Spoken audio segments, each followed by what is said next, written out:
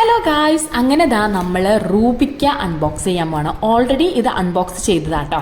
അത് കഴിഞ്ഞിട്ട് നമ്മൾ വീണ്ടും എടുക്കുന്നതാണ് റൂബിക്ക.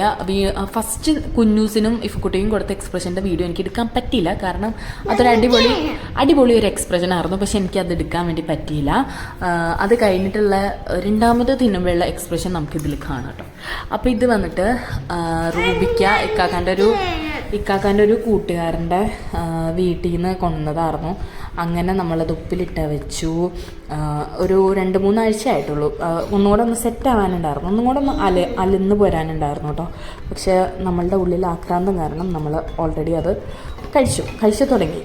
അങ്ങനെ റൂബിക്ക കഴിക്കണതിൻ്റെ കുഞ്ഞിൻ്റെ എക്സ്പ്രഷൻ നമുക്ക് കാണാം. ആ റൂബിക്കയ്ക്ക് കയ്പ്പ്, ചവർപ്പ്, പുളി എല്ലാം ഉണ്ടായിരുന്നു. ചിലത് പഴുത്തത് നല്ലപോലെ അലിഞ്ഞിട്ടുണ്ടായിരുന്നു. അത് അടിപൊളിയായിരുന്നു കേട്ടോ കഴിക്കാൻ. അത് കഴിഞ്ഞ് ഈ സംഭവമൊക്കെ തീരാറായി. ഇപ്പം ഇവിടെ ഓൾറെഡി തീർന്നു ഇത്. അപ്പോൾ ഇത് തീരാറാവുന്ന ടൈമിൽ ഇത് കറക്റ്റായിട്ടുള്ള പരിവായിട്ടുണ്ടായിരുന്നു. അയ്യോ, എന്താ അടിപൊളി ടേസ്റ്റായിരുന്നു. അടിപൊളി ടേസ്റ്റ് എന്ന് പറഞ്ഞു കഴിഞ്ഞാൽ പറഞ്ഞറിയിക്കാൻ പറ്റില്ല, അത്ര ടേസ്റ്റായിരുന്നു കേട്ടോ. കുറേ നാളുകൾക്ക് ശേഷമാണ് റൂബിക്ക കഴിക്കണത്.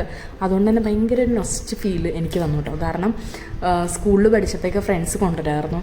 എല്ലാം ഇന്നലെ കഴിഞ്ഞ പോലെ എനിക്ക് തോന്നുന്നു ഇങ്ങനെ റൂബിക്ക കൊണ്ടുവരുന്നതും കഴിക്കണതും. അപ്പോൾ എനിക്കതൊരു വീഡിയോ ആക്കാൻ തോന്നി.